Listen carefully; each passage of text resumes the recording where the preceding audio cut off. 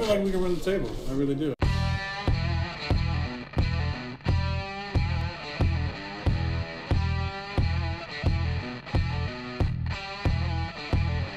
Giants looking for a stop. They're going to air it out. Rodgers does this better than anybody. End zone, Cobb, touchdown! Unbelievable! This to send the Packers into the NFC Championship game. It is good! The Packers are moving on. Aaron Rodgers has done it again. Grassy Posse Packer Nation, welcome to another episode of Packcast, the podcast where you don't have to be a Packers fan, but it sure does help. I am your host, Tom Grassi, and I have to say, things are looking grim for the Green Bay Packers, and our first guest after Aaron Rodgers is a Saints fan, and I have to say I'm a little bit nervous for Sunday's game because when it comes to high-powered offenses, these guys are no stranger to that, and considering how our defense is playing and we don't know what Brett Hundley is going to do, this might just be a game that requires a 12-pack of beer to get through. But we shall see, and in the meantime, we have an amazing fan with us today. We have Sonny, the Saints fan, here with us. Sonny, how the hell you doing? I'm doing pretty great, man. It's great to be here. Great to be on. Absolutely. Thanks for coming on. And I was saying before that we don't talk to Saints fans very often. You know, it comes around every now and then, but every time we get together, it seems like it is just an awesome game, and we usually forget about defenses and just watch our offenses go to work. Well, it always seems to be a really great game because we have two very similar philosophies. It's let's play tons of offense and just leave our defenses on the sidelines. Yep. Yeah, that's essentially it. Now this Sunday, it might be a little bit different in that we were expecting to see Aaron Rodgers versus Drew Brees, but instead we're seeing Brett Hundley versus Drew Brees. I don't know what to expect from him. You know, with a week under his belt, I'm expecting more than what we saw in Minnesota, but I don't think we're gonna have a complete shootout of offenses. It might be a little bit more one-sided. I think that this game has absolutely the potential to surprise people.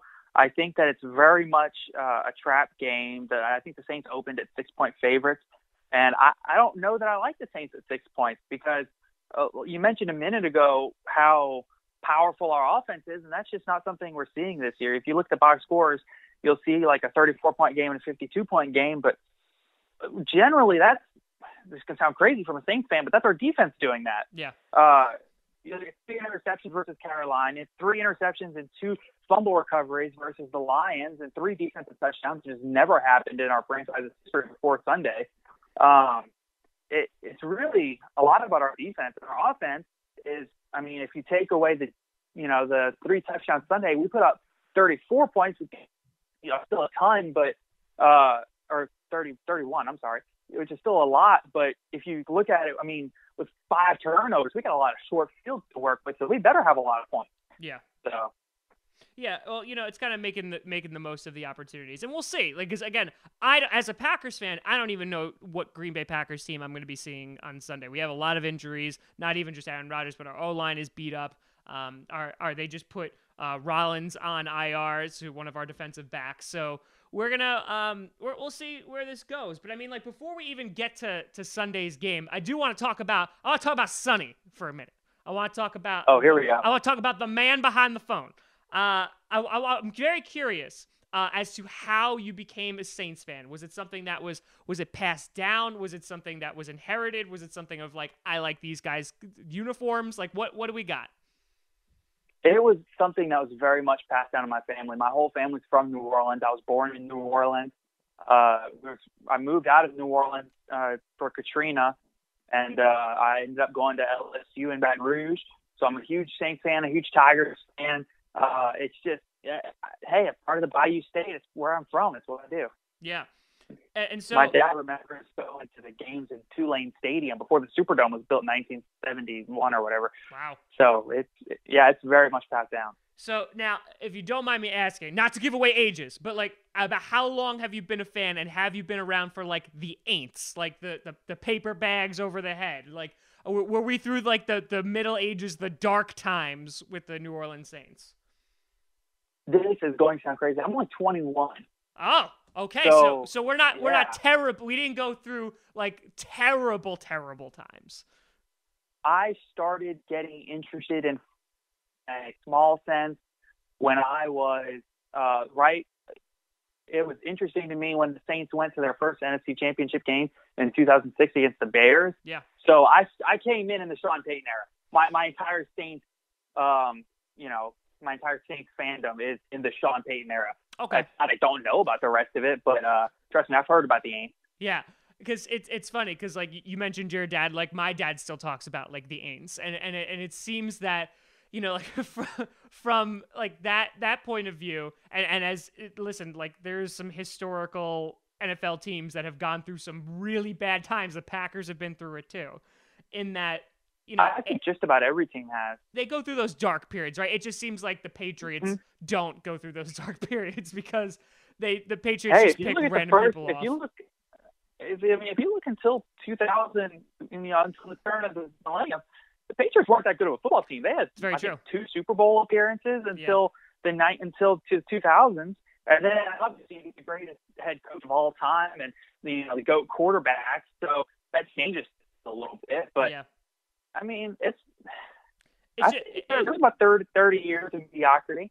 Yeah. And it's just crazy, like that they've been on top for so long. But so you came around like the golden age to be a Saints fan, and it's a beautiful thing. Yeah, I mean, like so I mean, listen, the Saints, we got some history, not even necessarily with the Packers, but with former Packers quarterbacks in order to get to the Super Bowl.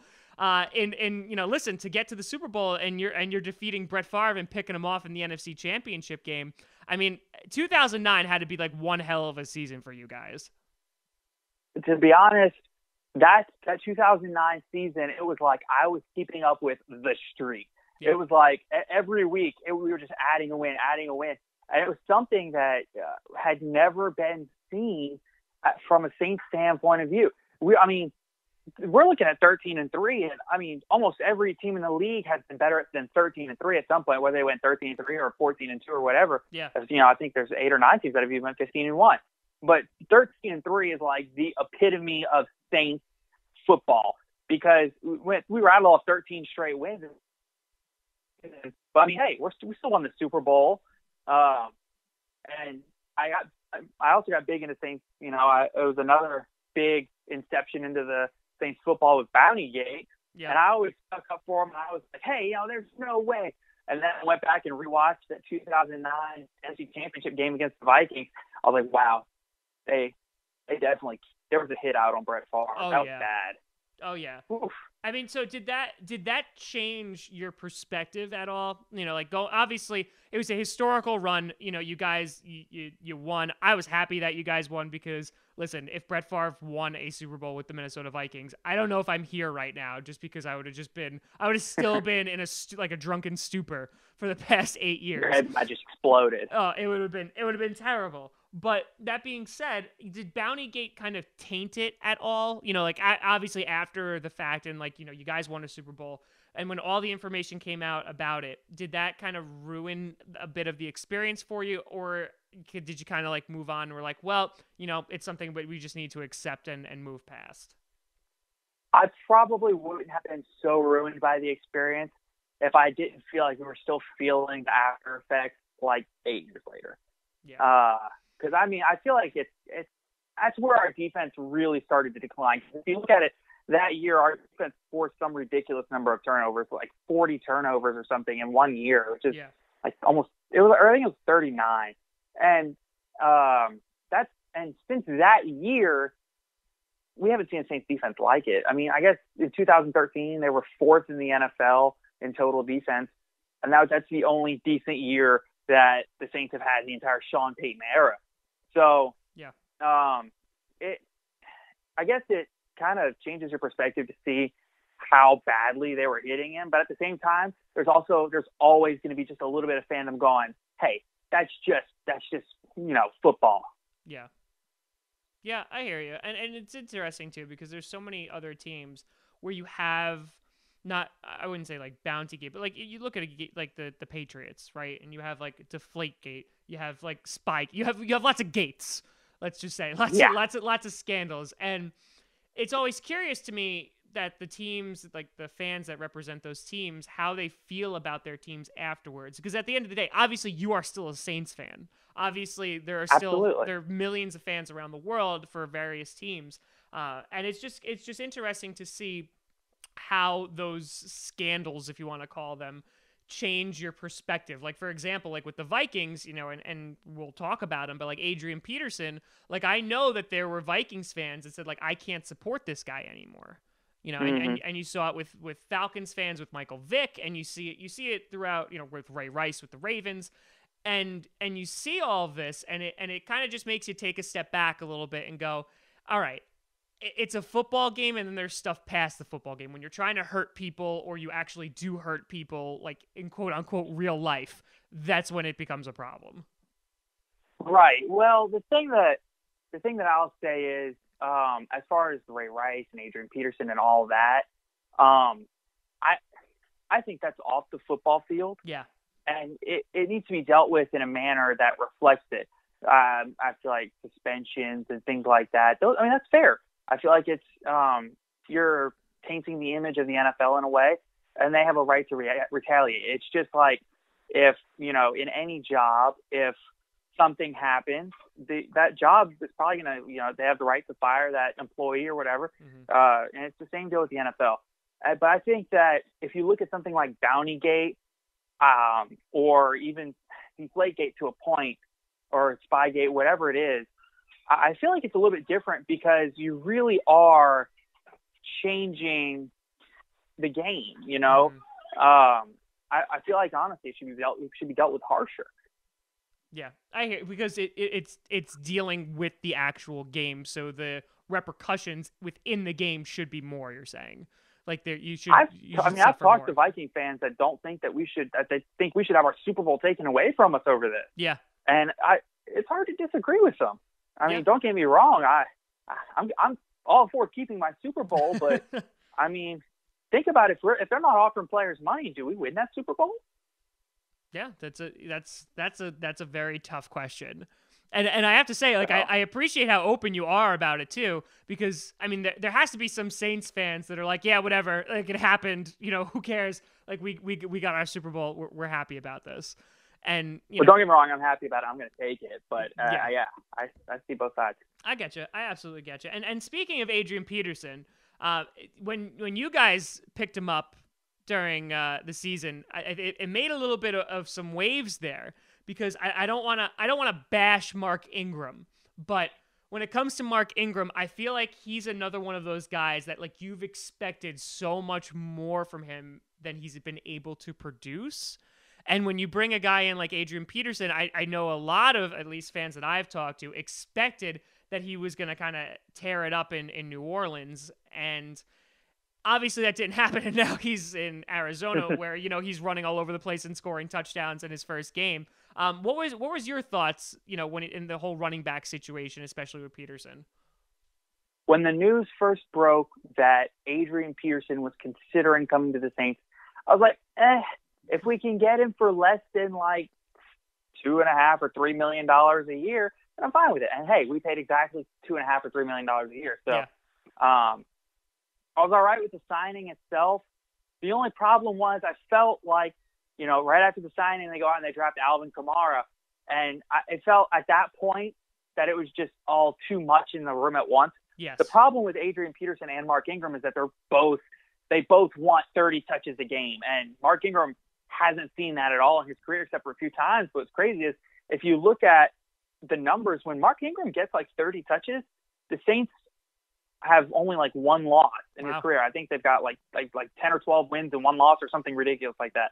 So Mark Ingram, when the more he touches the ball, the more he's going to produce. I think last year or the year before, it was against the 49ers, and he touches the ball like 30 times and he goes off for like 200 yards or something. Yeah. And people don't realize that about Mark Ingram. It's not that he's a bad running back. He's a really good running back for what we use him for. And as his career has progressed, you've seen even more out of him as far as pass catching. He's really evolved into a really good screen back. Mm-hmm. He's really great at it. But normally we're playing so far from behind because of our defense that we never get a chance to use him. Yeah, and obviously you guys are an offensively built team around Drew Brees. I mean, I think he's your guy. And when it comes to the Saints, and Mark Ingram's really not in the conversation when it comes to the offense often. It's more your guys of Brandon Cooks, who obviously isn't on the team, or your Michael Thomas, your Drew Brees, Jimmy Graham when he was on the team. Those are the big guys that are often targeted when it comes to like fantasy or in the media. Those are the ones who are talked about.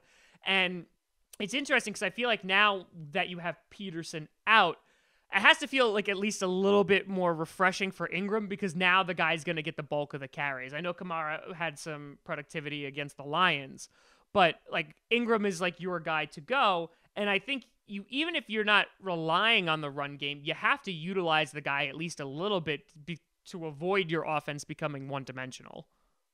Sunday was the first time since 2011 that the Saints had more rushing yards than passing yards from Drew Brees. Damn. And I think I think it bodes very, very well. We just got our starting left tackle back, Teron Armstead, who is criminally underrated. I think if he stays healthy, he's a Pro Bowler. I think he's one of the best left tackles in the league. Mm-hmm. And I really think that our run game coming out really bodes well because I love Drew Brees to death, but I do see him throwing at the shoelaces a lot more than he has in previous years. Yeah. He's susceptible to father time, just like every other quarterback, except for some reason Tom Brady. For whatever reason, yes, I'm fully aware of Tom Brady's like magic powers. He definitely sold his soul to the devil, or he murders absolutely. He murders children, and and I think he just drinks unicorn blood before every game. You know what? I really wouldn't be surprised at this point, and it's kind of disgusting. But I mean, Drew Brees, the guy last year, he throws for over 5,000 yards. He's close. I mean, the guy's been throwing 5,000 yards or over. He threw over almost 5,500 yards in 2011. And he had three back-to-back 5,000-yard seasons. Got really, really close the past few years.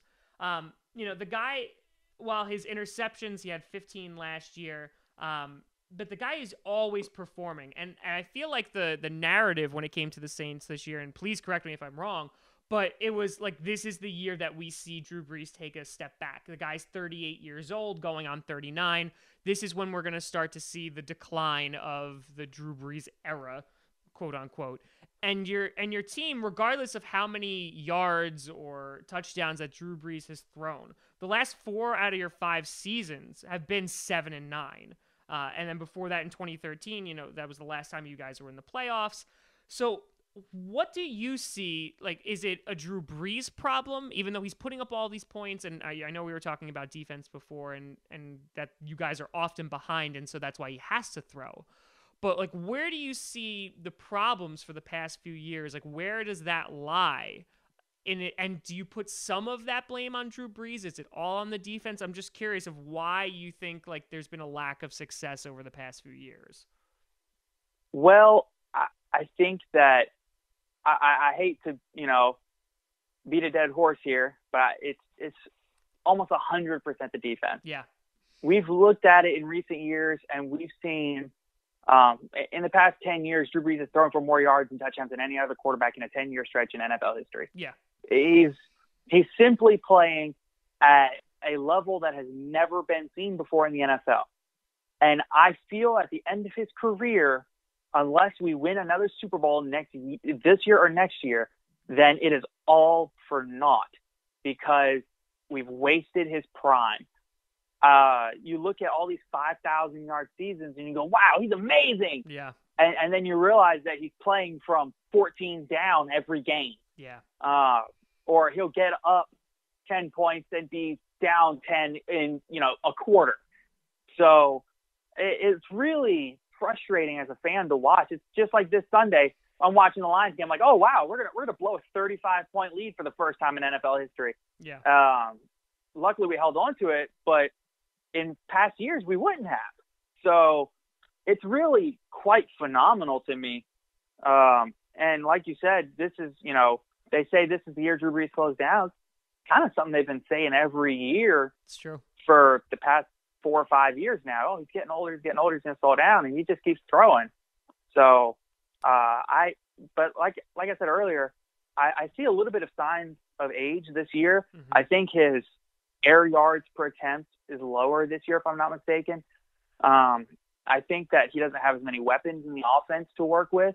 He gained Alvin Kamara, but he lost Brandon Cooks. Yeah. So now instead of having a real deep threat that he can throw at 80 yards, he's got a screen game to work with that wasn't there before. So I think they're really preparing well for Drew Brees, his eventual decline, because it comes eventually with every quarterback. Of course. Yeah, and you know what? It's funny you said that. Like, I just related to you, like, in a very emotional way, because talking about, like, wasting prime. Because I think definitely with the Saints, you can make the argument that if you guys have a better defense, Drew Brees at least has more Super Bowl appearances, if not rings. Yeah. And I would say it's the exact same scenario for Aaron Rodgers and the Packers, in that there's been numerous times in which the defense has completely blown it, from the 2014 NFC season, or last year with the Falcons because you can't stop them, or the year before that with the Cardinals, and the list goes on and on and on of just the defense not being able to do it. And it's incredibly frustrating because you talk about a talent like Drew Brees, and I feel like he's been getting less and less press every year because you have the guys like Aaron Rodgers who are coming up. Tom Brady's always talked about, even Russell Wilson's talked about every now and then. But it's almost a shame because you're talking about a dominant quarterback in Drew Brees who's consistently, as you're saying, putting up these incredible numbers, and that you're not seeing this anywhere else. Yeah, Aaron Rodgers might be more accurate, but this guy's throwing for 5,000 yards almost consistently every season. And it's really funny to me because that you bring up that he throws for more yards, because I think that's why, oh boy, I think your fans are going to rip me a new one for this. That's why I don't think Aaron Rodgers deserves his first MVP award. I think Drew Brees deserves that one. Aaron Rodgers threw for one more touchdown, but Drew Brees had over 400 more yards that year. That was 2011, that year that he set the NFL record in passing yards, and he set all kinds of records. And that's the first MVP I don't think he deserves. But I mean, I think the Packers frustrate me a ton because I think Aaron Rodgers is a phenomenal generational talent. They have been, the Packers organization has been incredibly blessed to go from Brett Favre to Aaron Rodgers. It's got to be one of, if not the best quarterback transition for a franchise ever. Yeah. It's just insane. But if I'm really looking at it, it really frustrates me because I don't really like Aaron Rodgers, but the man should have at least 3 or 4 Super Bowls. I feel the same way about Drew Brees. Oh yeah. If you surround him with the right talent, and they haven't been doing that. It bothers me that, I think, if I'm not mistaken, Ted Thompson is the GM. Yes. Yeah. It frustrates me because I feel like Ted Thompson, he's got this mentality of, well, we don't go out and get players in free agency. We draft our players. They're it's homegrown. just what we do. Yep, they're homegrown. Well, yep. That's wonderful and all, but there's a reason that you're saving all this cap space. Go out and use it. Yep, trust me. I know, because you were like, yeah, Packers fans are going to rip me a new one. Maybe for the Aaron Rodgers comments, but the rest of them, they're like, oh, no, okay, all right, yeah, we're back on board. Listen, we've been talking about running Dom Capers out of town for the past, 8 years. And, yeah, it's 100%. And that's why I think our teams, one, when they play together, it's usually really, really, it's a great game because we're built so similar. And Oh, and, I mean, coaches hired within a week of each other will do that. Yeah. And you have these teams where you should it frustrates me because you're talking about wasting prime, and I can't relate any more to that. And while Aaron Rodgers is out and potentially out for the entire season, it's just like another season gone. You know what I mean? Like just another opportunity that he's not going to get another ring, because you talk about guys like Eli Manning has 2 rings, and that's nothing again. That's not a knock against Eli Manning. But, you're talking about, if you're talking about elite quarterbacks, they usually have 2. You look at your Peyton Manning argument, right? Like he had to get that second ring. And you can argue all day that second ring had nothing to do with Peyton Manning. because, his Right. his defense would carry him to the Super Bowl. But there's like times where I'm like, I want a defense that carries me to the Super Bowl. Like I want. Well, and the thing is about those Broncos is that defense that carries them to the Super Bowl, a lot of it was ridden on the free agent additions of DeMarcus Ware and T.J. Ward. Yep. And I feel like if the Packers had done that in the past few years, and actually hit on some, they would be in multiple Super Bowls. It's kind of funny. I feel like if the Saints had done less of it, we might have been better off. Yeah, I hate you, Jairus Bird. Yeah, I mean, but listen, I can't tell you how many Packers fans were screaming for Bird when he was available. So it's glad you didn't take him. Yeah, it's hit or miss though. I mean, right? Like we could point to the Broncos and say they did it right. Right? They went all in and it worked out for them. But you can take a look at so many other teams where that doesn't work for them. You look at the Giants from last year, right? They do the same thing. They go all in on defense. They have a wild card exit. And then this year, they have one win under their belt. And so it's so hit or miss in this league. And it's just frustrating because you see teams like the Patriots who can, and I hate bringing up the Patriots so much, but you bring up the Patriots, I know, and you bring them up, and because they're able to like fill the cracks and they're able to do just enough, and these random people come out of nowhere, and all of a sudden they're like defensive stars, and it's frustrating and I know it has to be frustrating for you, where we have that kind of caliber quarterback as well, but we don't have the defense to back them up. Aaron Rodgers frustrates me because for the same reason that the Saints frustrate me. You have one of the best quarterbacks in NFL history. Put the pieces around him. Yeah. I feel like we are possibly seeing that a little bit with the Saints this year. And honestly, I would feel bad for the Packers as a fan base if we didn't see Ted Thompson really go out and splurge a little bit in free agency. I think y'all had a huge splurge this year with Martellus Bennett, a 35-year-old tight end, or 34, or however old he is. Yeah. I mean, that's crazy to me. I feel like great blocker. Can't catch the ball for crap though. Yeah, he was wide open for the first down when Aaron Rodgers broke his collarbone. Oh, I know. And he just dropped it. Ugh, gosh. Yeah. No, and listen, we've been saying the same thing for years. We really have. We've been saying. I feel like our teams are basically like a tale of two cities here, right? Like you have one that never goes out into the free agency, and we still don't get to the Super Bowls. We're consistently in the playoffs, don't get me wrong. Like, and I'll take that. I'll take at least, going to the dance. It's just frustrating to come up short constantly. And then you have another team in the Saints that goes all in on free agency, but now look, the last 4 or 5 are your 7-9 season. So it's really, yeah. Go ahead. No, I'm saying it's crazy to see like the opposite signs of the coin. But again, at the end of the day, neither of us win a Super Bowl.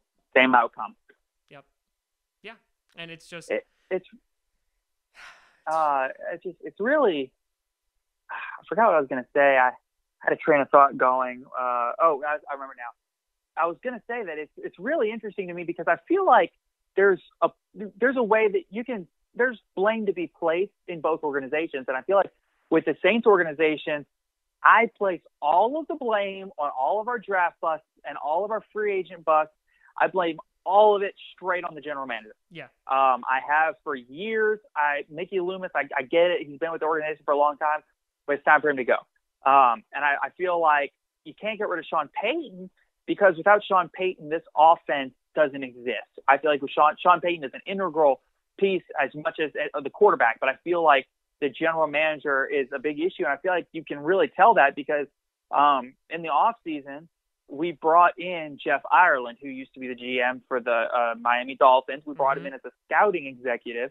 And you immediately see it. Our first-round draft pick, Marshawn Lattimore, is a stud. Yeah. You've got our second-round draft pick, Marcus Williams, is just flying to the ball. And it's like all of our draft picks all the way down the board into the late rounds are all just producing amazingly.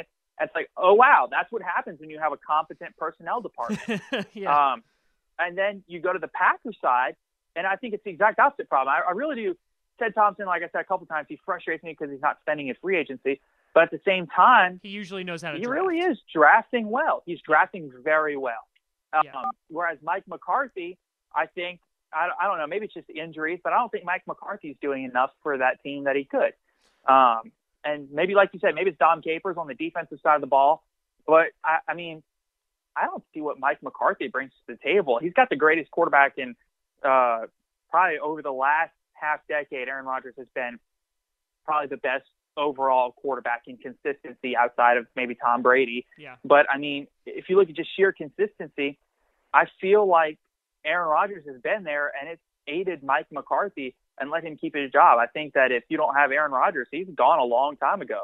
Yeah, it's interesting you bring that up because that's been a topic of conversation that has come up actually as Aaron Rodgers broke his collarbone, because now this is going to be an example in which you see, okay, is this team a product of Mike McCarthy, Ted Thompson, like you know what I mean? Like, are those personnel, or literally was it all Aaron Rodgers? If we get blown out for the rest of the season in every single game, listen, Aaron Rodgers is the best player on our team. He's our MVP. He always will be. And when he's on the field, it changes the game 100%.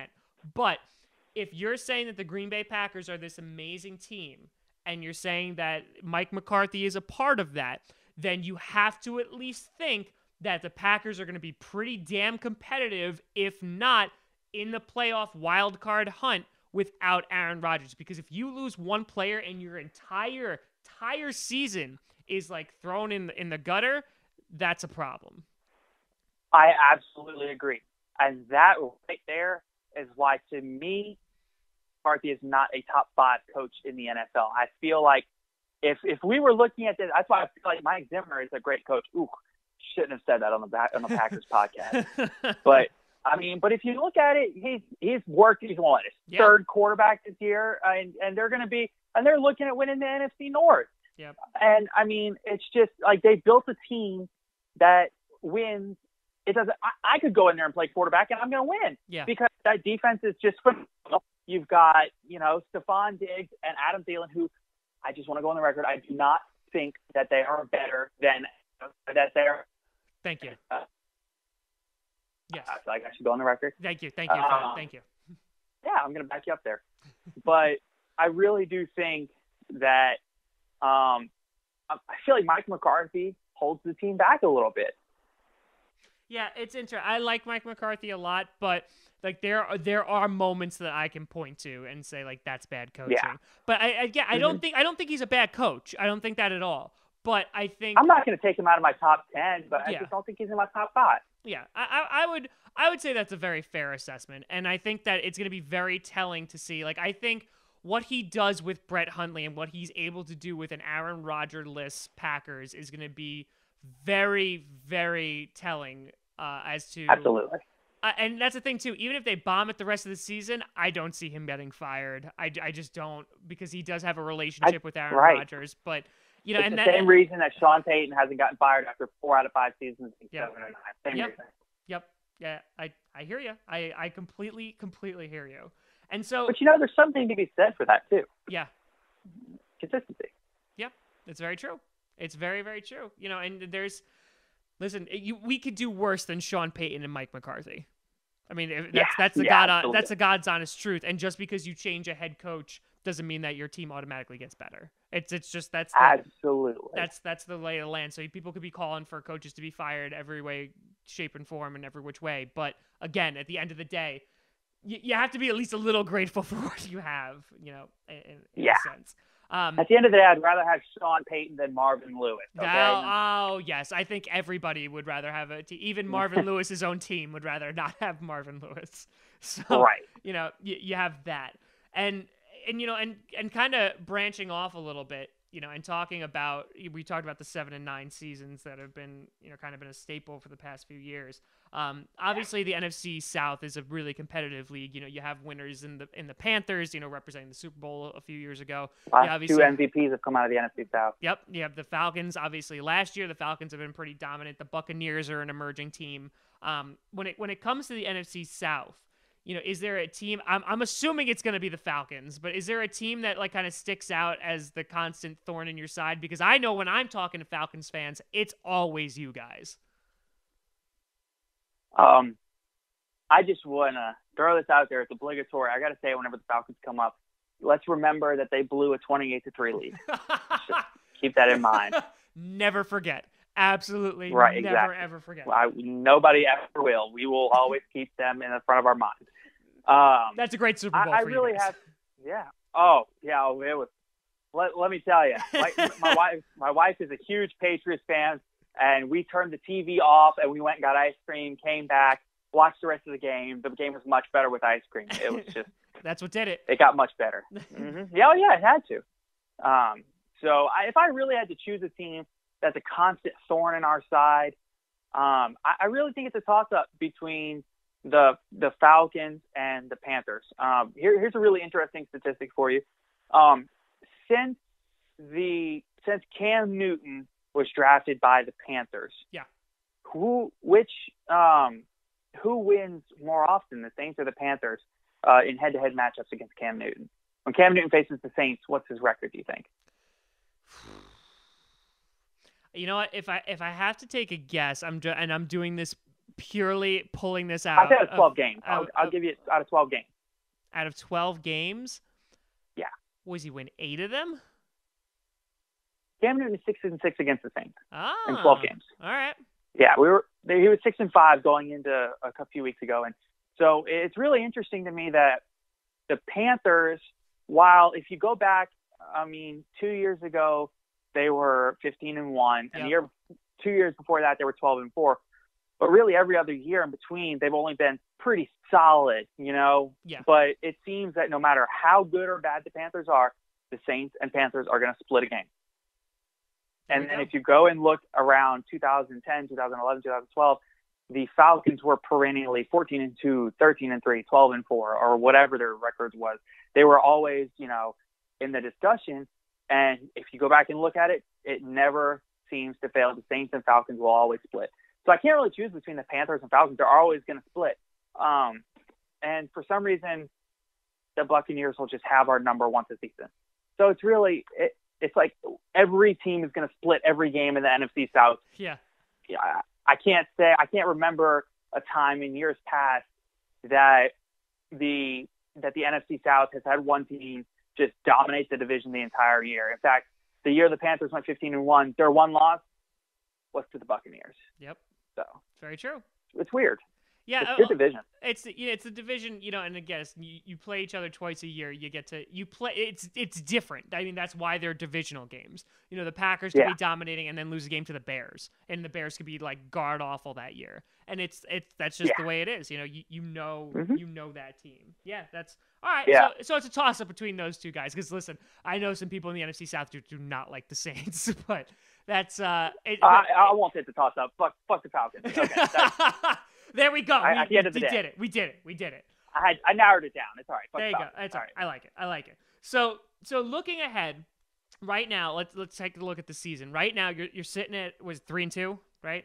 3-2. Okay. So we're 3-2 right now. You guys, things are looking up. You're going up against an Aaron Rodgers-less Packers this Sunday. What do you see panning out for the rest of the season? Because the Falcons, they got issues, man. Like they got some hangover going on right now. And the Panthers, right. The Panthers don't look like they're scaring me in any way, shape, or form, and the Buccaneers are inconsistent. So, to me, it looks like the NFC South is wide open for anybody to take. And so, what's your take on it and what the Saints are going to be able to do for the rest of the year? At this point, I think the NFC South is a complete toss-up between the Panthers and Saints, and I'm going to give it to the Saints because I don't like the Panthers. I love that logic. I absolutely love that logic. If I'm really looking at the schedule here, I see at Green Bay, I feel like I'm going to say it's a win. I'm not just going to say that, but I feel like it's a winnable game just because purely if Aaron Rodgers was there, in fact, 2 weeks ago, this was an L. Yep. 3 days ago, this was an L. Yep. But now I feel like it's a winnable game. So I still think the Saints are only if they win, they'll win by 3. I don't think that it's going to be a blowout by any means. But I think it's like a 2 or 3 point game at the end of the game. I see one win. We have Chicago. I'll call that one a win. Tampa Bay 3 at Buffalo. I'll call that one a loss. That's 3-1. Washington, call it a loss. 3-2. At LA, call it a win. 4-2. Carolina, we already beat them in Carolina, so this one's in New Orleans, so 5-2. Atlanta. That could go either way. So I'll just split Atlanta. So I'll say 6-2. And then the Jets, we always lose one weird AFC game every single year. Yeah. So I'll give it a loss, even if it's the Jets.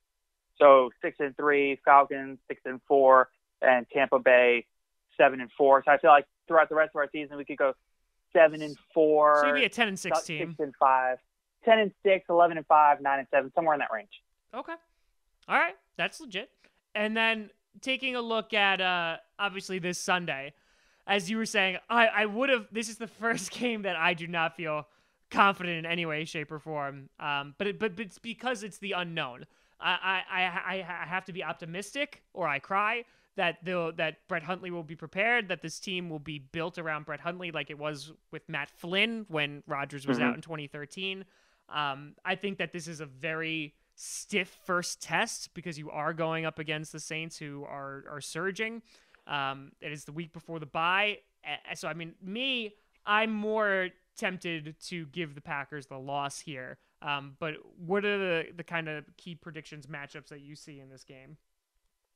So I think that the two key matchups to watch in the game are definitely going to be both as far as the Packers offense versus Saints defense. The first one is going to be, will the Packers offensive line be able to keep Brett Hundley up?